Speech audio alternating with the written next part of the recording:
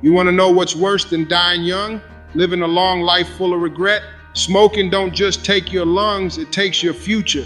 And I got a story that'll make you put that lighter down today. There was a brother I met years ago when I was out in Atlanta, Georgia. Let's call him Marcus. Now Marcus was smooth, clean fade, always rocked them sharp suits like he was going to court or church. Didn't matter what day of the week. Marcus had that kind of smile that could get him out of parking tickets. But here's the thing about Marcus. You never saw that man without a cigarette. Never. First thing in the morning, boom, cigarette. Lunch break, another one. Dinner time, another. If stress had a smell, it smelled like Newport menthols coming out of Marcus's pocket. But it wasn't always like that. Marcus started young.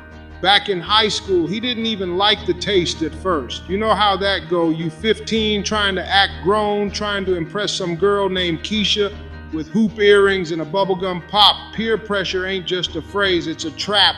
And Marcus fell for it. One cigarette turned into two. Two turned into a pack a day by the time he was 23. It's wild because Marcus was smart, like genius level. I'm talking could have been an engineer type smart. Loved fixing cars too. There wasn't a single broken down Honda in the neighborhood Marcus couldn't bring back to life.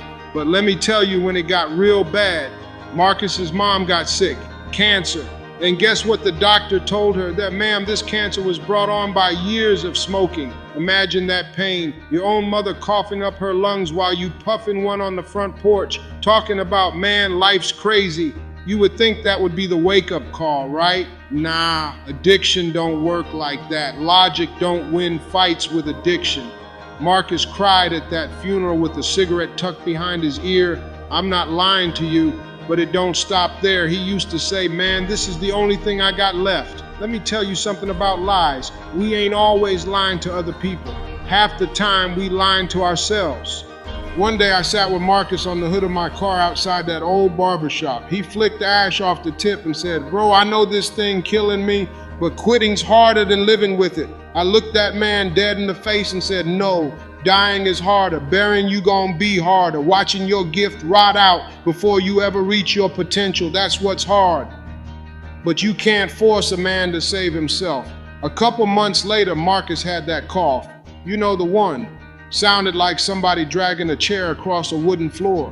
Cough turned into weight loss. Weight loss turned into doctor visits. Doctor visits turned into appointments at oncology. By the time he hit 37, Marcus didn't wear suits no more. Just hoodies and loose jeans, walking around like a man who lost the war. And one night, he was gone. Funeral home packed, smoke in the air, people crying, but you know what was crazy? Some folks still stepped outside during the repast to smoke. See, that's the part that people don't want to hear. Smoking don't just kill you slow, it kills your potential first. People out here worried about lung cancer, you should be worried about dream cancer. Every puff you take is one less chance you giving yourself to win. Don't tell me you want to break generational curses while you lighting up generational disease. And don't hit me with that, it helps me with stress speech. Bro, everybody got stress. You think CEOs don't have stress? You think moms raising 3 kids by themselves don't got stress? It ain't about stress, it's about excuses. What you need ain't another lighter. What you need is discipline, accountability, and a reason to fight for your life. You don't smoke because you're addicted to nicotine. You smoke because you forgot you were built for more. You forgot you were made for greatness, so you settle for smoke. But let me tell you something right now. You can stop today. Cold turkey, slow, whatever. Just start, because the scariest part of addiction ain't dying early. It's living a long, empty life full of what ifs. What if I had stopped? What if I chased that dream? What if I didn't waste my best years in smoke? Don't let that be your story. I ain't saying it's gonna be easy, but I am saying it's possible. If this hit you, don't sit there quiet. Hit that subscribe. Share this with somebody you love before the smoke takes them too. We out here breaking chains. We out here saving futures. It's time to breathe again. Let's work.